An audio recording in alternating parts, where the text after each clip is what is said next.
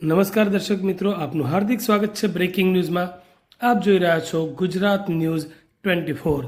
સમાચાર પ્રાપ્ત થઈ રહ્યા છે ધાર્મિક નગરી પાટણથી।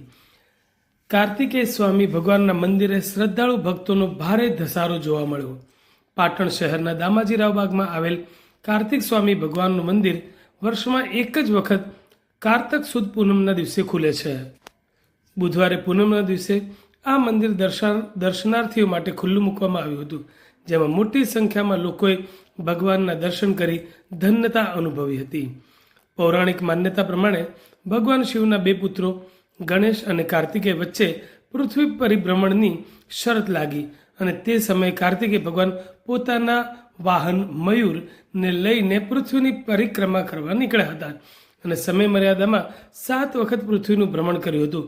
ત્યારે ભગવાન ગણેશે બુદ્ધિનો ઉપયોગ કરી પૃથ્વીના ભ્રમણના બદલે પોતાના માતા પિતાની પ્રદક્ષિણા 7 વખત કરતા ભગવાન શિવ અને પાર્વતીએ શ્રી ગણેશની પ્રશંસા કરી હતી અને તેમના વિવાહ માટે રિદ્ધિ અને સિદ્ધિ સાથે કરાવ્યા હતા।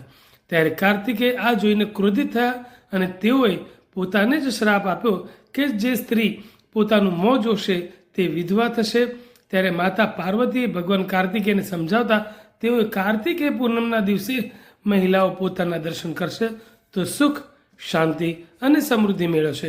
ત્યારે આજે કાર્તિક સુદ પૂનમના દિવસે છત્રપતિશ્વર મહાદેવ મંદિરમાં બિરાજમાન કાર્તિકેય સ્વામીનું મંદિર દર્શનાર્થે ખુલ્લું મૂકવામાં આવ્યું હતું, જેમાં સવારથી મોડી સાંજ સુધી મંદિર ખાતે ભગવાનના દર્શન માટે ભાવિ ભક્તોનો ભારે ધસારો જોવા મળ્યો હતો। કાર્તિક સુદ પૂર્ણિમા છે, એટલે કે કાર્તિક ભગવાનનો દિવસ છે। આમ તો આ મંદિરમાં કાર્તિક સ્વામી આવેલા છે, તેમના દર્શન થતા નથી, કેમ કે સૂર્યોદયથી સૂર્યાસ્ત સુધી આજે કાર્તિક પૂર્ણિમાના દિવસે તેમના દર્શન થાય છે અને 12 માસ તેમને કપડું ઢાંકી દેવામાં આવે છે। દેવ દિવાળી એટલે કે કાર્તિકેય પૂર્ણિમાના દિન નિમિત્તે ભગવાન શ્રી છત્રપતિશ્વર મહાદેવ મંદિરની અંદર શ્રી કાર્તિકેય સ્વામીની પ્રતિમાને સ્થાન આપવામાં આવ્યું છે। આ દિન નિમિત્તે સૂર્યોદયથી સૂર્યાસ્ત લઈ એટલે કે સવારે 6 વાગ્યાથી લઈ સાંજે 6 વાગ્યા સુધી ભગવાન શ્રી કાર્તિકેય સ્વામીની પ્રતિમાને લોકહિતાર્થે લોક દર્શનાર્થે ખુલ્લી મૂકવામાં આવી હતી। આ દિને જો સૌભાગ્યશાળી સ્ત્રી તેઓના દર્શન કરે છે તો તેને અખંડ સૌભાગ્ય પ્રાપ્ત થાય છે।